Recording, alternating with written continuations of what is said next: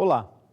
Na década de 30, a economia capitalista passou pelo seu maior desafio: combater o forte processo de recessão mundial.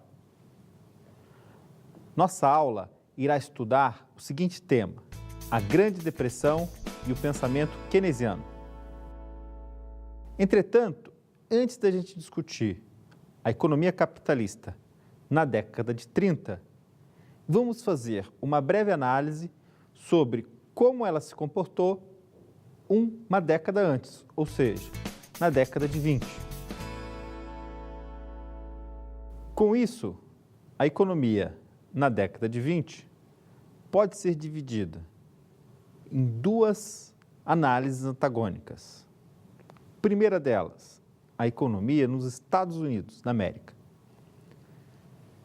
E daí, podemos observar que o sistema capitalista, na maior economia mundial, ela vinha passando por uma forte expansão e buscando cada vez mais a dinâmica do próprio mercado. Com isso, a economia norte-americana buscou uma expansão do liberalismo econômico e o fortalecimento desse mercado, com as seguintes características da época: diminuição do Estado na economia, redução do déficit público, progresso econômico norte-americano e expansão do mercado acionário. E os Estados Unidos eram os maiores produtores mundiais de carvão, eletricidade, petróleo, aço e ferro fundido. Contudo, o caso europeu na década de 20 era diferente dos Estados Unidos. Muitos países, devido ao fim da Primeira Guerra Mundial, viviam sérios problemas econômicos e financeiros. Por exemplo, que é o caso da Alemanha, nação derrotada na Primeira Guerra Mundial. Olha só, aqui está dizendo que na Conferência de Paz de 1919, em Versalhes, na França, os países vencedores estipularam um pagamento absurdo das reparações de guerra. Pois é, e esse valor era de aproximadamente 269 bilhões de marcos. Nossa! Realmente, a Conferência de Paz não foi uma conferência de paz assim, no sentido de melhorar a situação dos países. Foi uma situação complicada. Vamos ver o conceito de Galbraith, um grande pensador econômico keynesiano, falando sobre o próprio Keynes que participou dessa Conferência de Paz. A Alemanha, argumentou Keynes, não poderia concebivelmente pagar as quantias previstas com suas receitas de exportação. O esforço a ser empreendido para tal e a perturbação comercial e financeira decorrente iriam penalizar não só o inimigo derrotado, mas também todo o resto da Europa. Além dos problemas financeiros vividos pela Alemanha, no início da década de 20, a Alemanha também enfrentou o maior problema de hiperinflação do mundo. Por exemplo, em 1920, a inflação alemã anual foi de 172%. Agora, se a gente pegar apenas o mês de outubro de 1923, a inflação, percebam, em apenas um mês, foi de 29.607%. Um absurdo para um mês. Em novembro, ou seja, no mês seguinte de 1923, a hiperinflação registrava um valor percentual, um crescimento percentual de 10.121%. Alguma coisa deveria ser feita para a economia alemã. No ano seguinte, em 1924, a Alemanha lança um programa de estabilização econômica e de reestruturação financeira, que é o Plano Davis, e, de certa forma, estabiliza, e controla a economia germânica. Então, podemos analisar rapidamente que os países europeus, após a Primeira Guerra Mundial, viviam um período de dificuldade econômica e financeira, enquanto os Estados Unidos realmente se fixavam, tornavam-se líderes dentro da economia capitalista mundial. Entretanto, este grande crescimento norte-americano estava ameaçado com a Grande Depressão da década de 30. Podemos analisar inicialmente que a década de 20 foi uma década maravilhosa para os Estados Unidos. Por exemplo, entre 1920 a 1929, os principais índices da Bolsa de Valores indicavam uma valorização das ações aproximadamente de 196%. O índice do Standard & Poor's, o principal utilizado na Bolsa de Nova York, indicava um nível recorde, como vocês podem ver no gráfico, de 200,9. A economia mundial crescia com o mercado e com as valorizações das ações.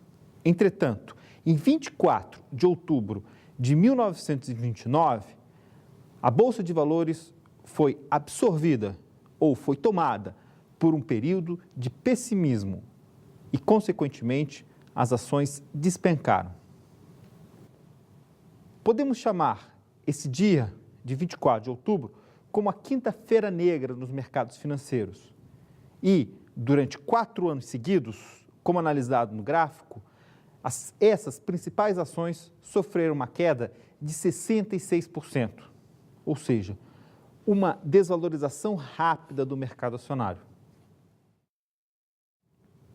Além disso, podemos analisar que os volumes negociados nas corretoras de valores de Nova York reduziram mais do que a metade e o sistema financeiro ficou extremamente fragilizado com essa crise no mercado da Bolsa de Valores.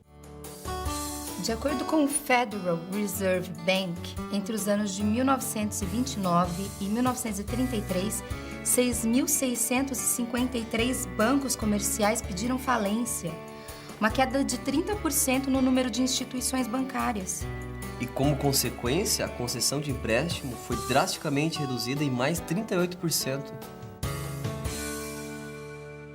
Com essa quebra do sistema financeiro, ou seja, mais de 6 mil instituições quebrando e as corretoras de valores sem muito espaço para negociação, podemos analisar o seguinte: como que a economia norte-americana entrou num período de produção negativa, ou seja, de grande recessão?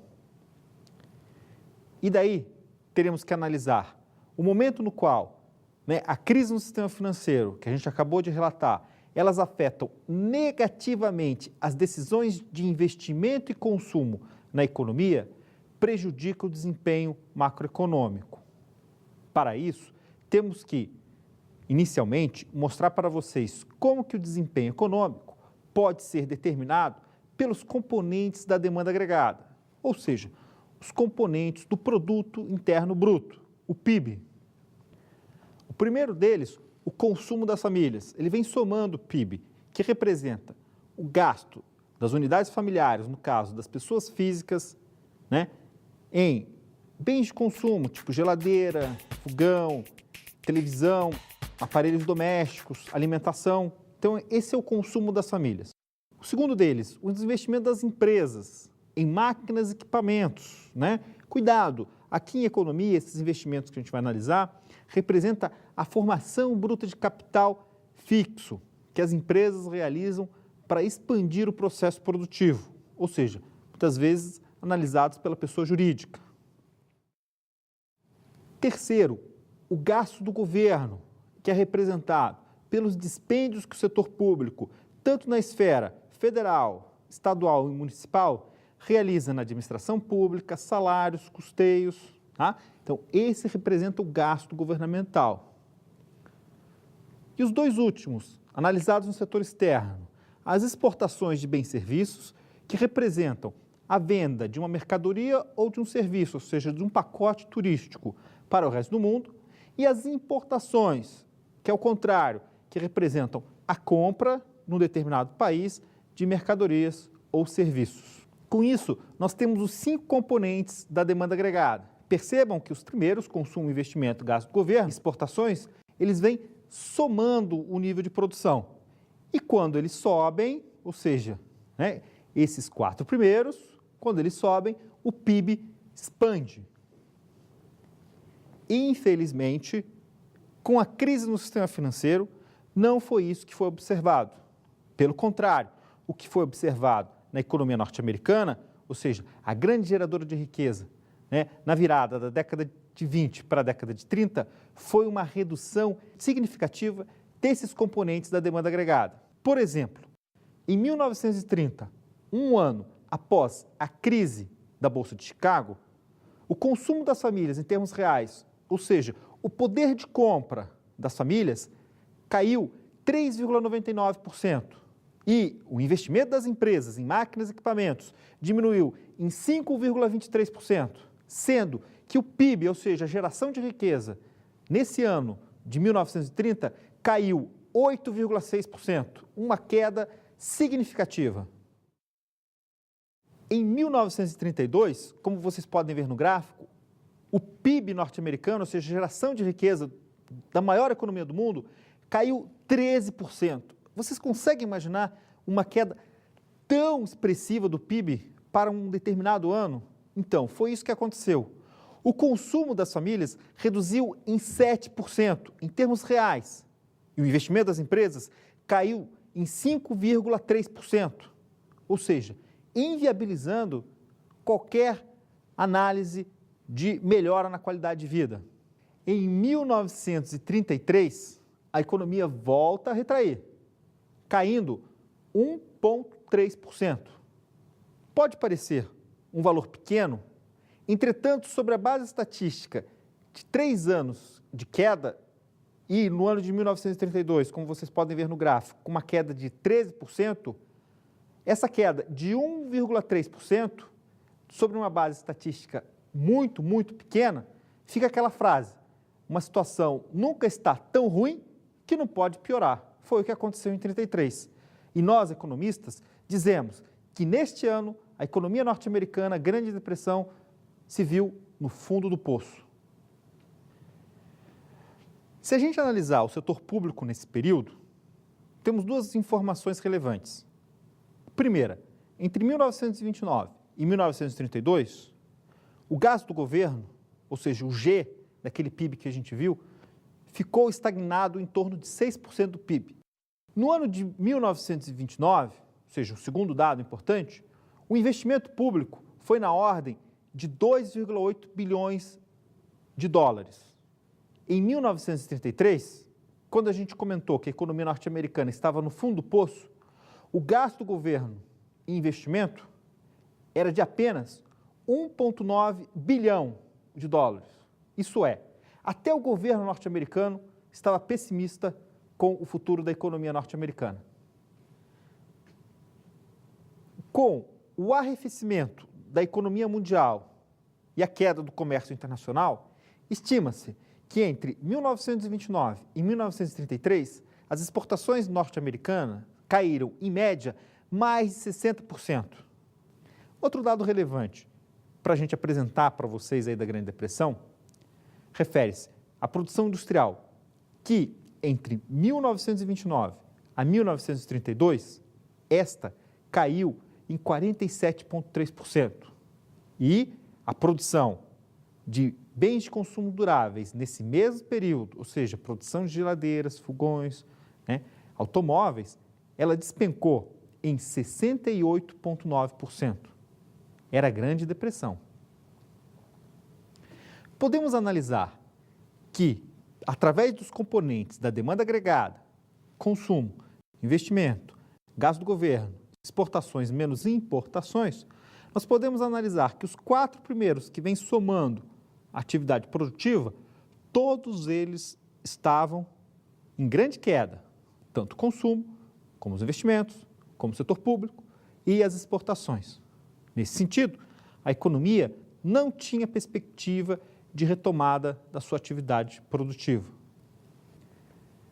Então, podemos argumentar que os Estados Unidos e o mundo viviam um período de crescimento de pobreza e miséria. Vocês podem imaginar os Estados Unidos com crescimento de pobreza? Mas foi isso que ocorreu na Grande Depressão. Vamos analisar um trecho de um filme que ilustra como uma família norte-americana vinha encarando os sérios problemas da Grande Depressão. Mama, I want to eat too. Oh, Mommy will get you some, honey. Hey, Rosie. Good morning. Oh, got a notice yesterday. Gas and electric. Come on. Okay. There we go. I'll get the milk.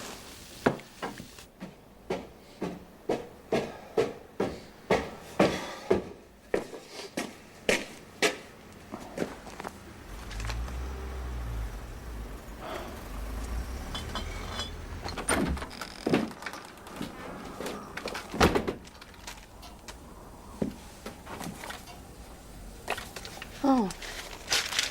Well, I think there's some left over. Yep. You know, I got that fight tonight at the Armory. Yeah, one guy, Abe Feldman. It's $50 win or lose. Well, that's good. If I beat him, maybe I can get my purchase back up to 75. That would be great. Rosie, use your fork, please. Who needs a cow, huh? Mama, I want some more. Oh, I'm sorry, sweetheart. We need to save some for the boys. Here you go. You know, May, I dreamed last night that I was having dinner at the Ritz with Mickey Rooney and George Raft. Really? Yeah. I dreamed I had a steak. Thick, juicy steak. Like this, Rosie. Wow. And then I had a mountain of mashed potatoes. And I went back for ice cream 3 times. Oh. I'm stuffed. I'm absolutely full. I cannot eat another thing. Wanna give me a hand? Jim. Jimmy.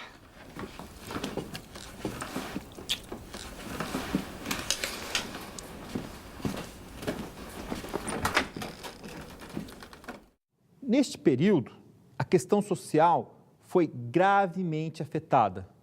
Por exemplo, entre 1929 e 1933, os salários reais, o poder de compra, de consumo de um trabalhador norte-americano caiu em mais de 50%.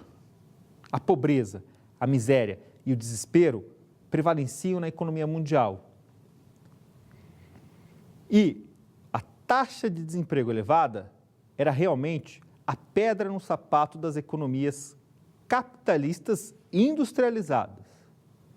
Vamos analisar como que os Estados Unidos e essa variável desemprego prejudicou a questão social. Por exemplo, em 1929, apenas 3,2% da força de trabalho estavam desempregadas. Isso representava em torno de 1 milhão de pessoas e 500 mil.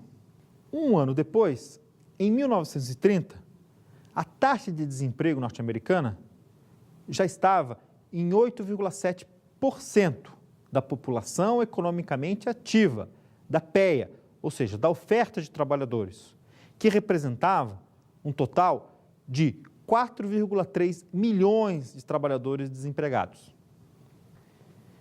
Essa taxa não parou de subir, assim como o problema social. Em 1932, o desemprego estava em 23,6% da população economicamente ativa, sendo que esta representava 12 milhões de pessoas desempregadas. Em 1933, o fundo da Grande Depressão, a taxa de desemprego alcançou seu recorde, com uma taxa de 24,9% da população economicamente ativa, que representava um total de 12,8 milhões de trabalhadores desempregados. O governo norte-americano, neste ano, desesperado com a situação econômica e social, lança um programa de auxílio ao crescimento econômico. Esse programa foi lançado pelo então presidente empossado Franklin Delano Roosevelt, conhecido como o Novo Acordo, ou o New Deal, que envolve os seguintes pontos para recuperar a economia norte-americana da Grande Depressão. O primeiro deles, estimular o crédito na agricultura. O segundo deles, reformular as leis bancárias, dando mais poder para o Banco Central norte-americano.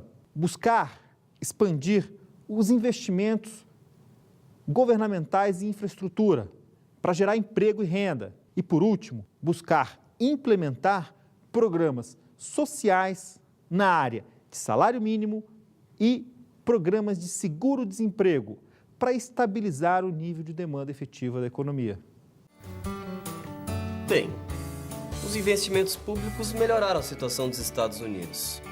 Entretanto, os gastos não foram suficientes para realmente tirar a economia norte-americana da Grande Depressão. Eu sei. A reestabilização total da economia só ocorreu depois da Segunda Guerra Mundial, com a forte expansão dos gastos militares. Realmente, o novo acordo, o New Deal, ele foi importante para minimizar os problemas da Grande Depressão. Entretanto, não recuperou a economia norte-americana. E este fato pode ser analisado pela questão apresentada pelo famoso economista britânico John Maynard Keynes, que, de certa forma, argumentou que o New Deal não era um programa que buscasse um aumento dos gastos suficiente para tirar a economia norte-americana desse fundo do poço. Vamos analisar a economia keynesiana. De certa forma, foi desenvolvida a partir do principal livro de John Maynard Keynes, de 1936, A Teoria Geral do Emprego, do Juro e da Moeda. Nessa obra, ele argumenta que o problema principal das economias capitalistas na Grande Depressão era a insuficiência de demanda efetiva ou insuficiência de demanda agregada. No caso, um baixo nível de demanda agregada, gerando a superprodução. Com a superprodução, a economia iria encontrar um período de desequilíbrio. Percebam, a demanda agregada pela crise do sistema financeiro, ela foi reduzida e gerou um desequilíbrio, que é essa superprodução que a gente vai analisar agora. Um país que apresenta em termos macroeconômicos com esse desequilíbrio, ele vai sofrer, no período, um aumento dos estoques, ou seja, produção produzida, mas não vendida devido à insuficiência de demanda efetiva. E, neste caso, no período seguinte, a economia, ou seja, o sistema produtivo, vai tentar ajustar o processo produtivo ao nível de vendas, ou seja, ao nível de demanda. Neste caso, a produção se ajustando ao nível de demanda, a economia iria entrar em recessão e, consequentemente, iria ficar operando naquele nível de recessão econômica. Fato observado nas economias industrializadas, inclusive os Estados Unidos. Keynes argumentava que numa situação na qual o nível de demanda puxasse o nível de produção para baixo, gerando capacidade ociosa, ou seja, não utilizada no sistema ou no aparelho produtivo, a melhor coisa que deveria ser feita era restabelecer o nível de demanda efetiva ou nível de demanda agregada aos seus níveis atuais ou os seus níveis pré-crise. E foi isso que ele sugeriu. O governo, ele deve ser ousado o suficiente e expandir o nível de demanda efetiva para puxar, consequentemente, o sistema e o aparelho produtivo. E essa expansão do nível da demanda efetiva deveria ocorrer, segundo a visão do próprio Keynes, através da expansão do gasto governamental e da geração de um déficit público, isso mesmo, de um gasto maior do que sua receita, de um déficit público administrado. Esse déficit governamental, ou seja, com a expansão dos gastos do governo, iria estimular o nível de demanda agregada e, consequentemente, combater o desemprego. O elevado desemprego era fruto, da insuficiência dessa demanda agregada, dessa demanda efetiva, que prejudicava a queda dos salários, a redução do consumo, consequentemente, a diminuição da demanda agregada e o aumento cada vez maior do desemprego. Então, percebam que o problema de salários baixos, nível de renda baixo, desemprego alto, recessão econômica, era um processo multiplicador dentro da economia keynesiana e que deveria ser combatido com a expansão do gasto governamental gerando esse déficit administrado. Podemos analisar, pelo próprio Keynes, a importância do setor governamental. Com a finalidade de estagnar o ritmo recessivo das economias, Keynes justificava uma atuação mais expressiva do setor público, ampliando seus gastos governamentais e estimulando o nível de demanda efetiva. Realmente, a expansão do gasto do governo deveria ser realizada. Por exemplo, a Grande Depressão deixou marcas ou feridas profundas dentro da organização social, tanto do mundo quanto dos Estados Unidos. No auge dela, o desemprego atingiu níveis recordes dentro da economia mundial e apresentou um crescimento da miséria, da fome, da falta de geração de renda tremenda para as economias industriais. Parecia que aquele período de grande recessão econômica nunca iria ser recuperado, pois em 4 anos consecutivos, a economia norte-americana, ou seja, 30, 31, 32, 33, a economia norte-americana volta para os seus níveis de início do século XX, 1900, 1905, 1910, sem grande progresso econômico. Entretanto, a economia norte-americana, ela só consegue se recuperar com a Segunda Guerra Mundial, pois o plano de geração de renda e de crescimento econômico do Roosevelt, que é o novo acordo, o New Deal, ele não foi suficiente para tirar efetivamente a economia americana da grande recessão. Relembrando, em 1929, com o liberalismo econômico, com a não intervenção governamental, com a expansão dos mercados, principalmente imobiliários e, no caso dos Estados Unidos, também no mercado acionário, o gasto do governo, em relação ao PIB, era de aproximadamente 6%. Não passava muito desse valor percentual. Em 1944, já os Estados Unidos na Segunda Guerra Mundial, o gasto do governo em porcentagem do PIB sobe para 31% do PIB, ou seja, um crescimento extraordinário do gasto público. Vamos analisar. As economias capitalistas devem funcionar com uma participação expressiva do Estado. E neste caso, quando o setor público participa mais na geração de bens e serviços da economia, os Estados Unidos conseguem combater o processo de Grande Depressão.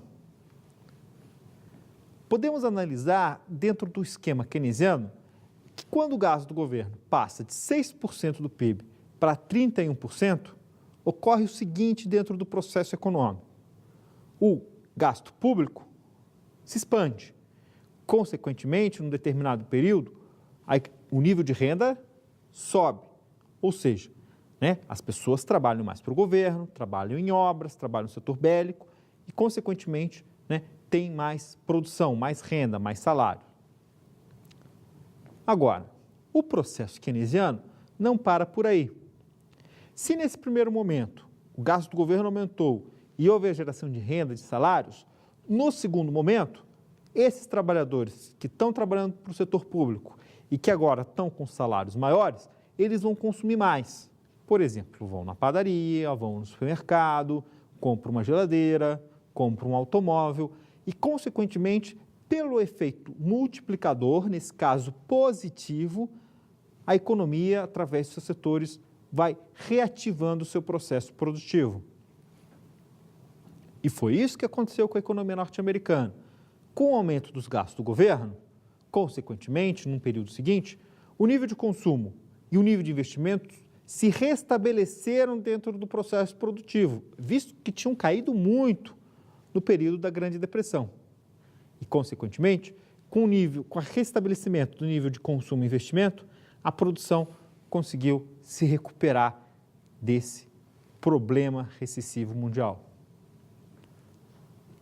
Agora, a melhor notícia é que as políticas keynesianas, neste período, né, na Grande Depressão, com a Segunda Guerra Mundial, também foram suficientes para gerar nível de emprego e de renda e combater o grave problema do desemprego a nível social. Com isso, conseguimos analisar na aula de hoje como que uma economia capitalista deve operar. É lógico que o governo tem um limite dentro do crescimento econômico. E o sistema capitalista, hoje em dia, ele absorve o setor público e os seus gastos em média, em torno de 20% do PIB. Não 31%, que nem era justificado, no caso de uma guerra mundial, e nem 6%, que era uma economia sem uma participação expressiva do governo. E, consequentemente, as economias capitalistas se tornaram estáveis, com uma participação maior do setor público, em torno de 20% da sua produção, mais os benefícios sociais, principalmente o que se refere à aposentadoria e seguro-desemprego, que são políticas que visam estabilizar o nível de consumo, de demanda efetiva do aparelho produtivo e não jogar a economia num período de grande depressão.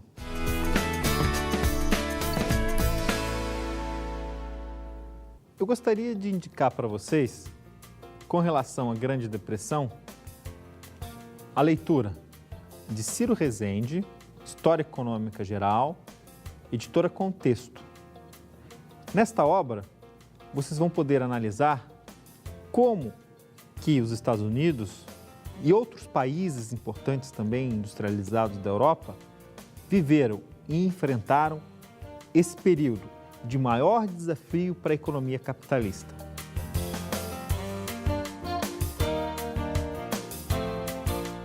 A segunda dica de estudo refere-se ao pensamento keynesiano e, com isso, eu sugiro a leitura do livro de John Kenneth Galbraith, O Pensamento Econômico em Perspectiva, da editora Pioneira.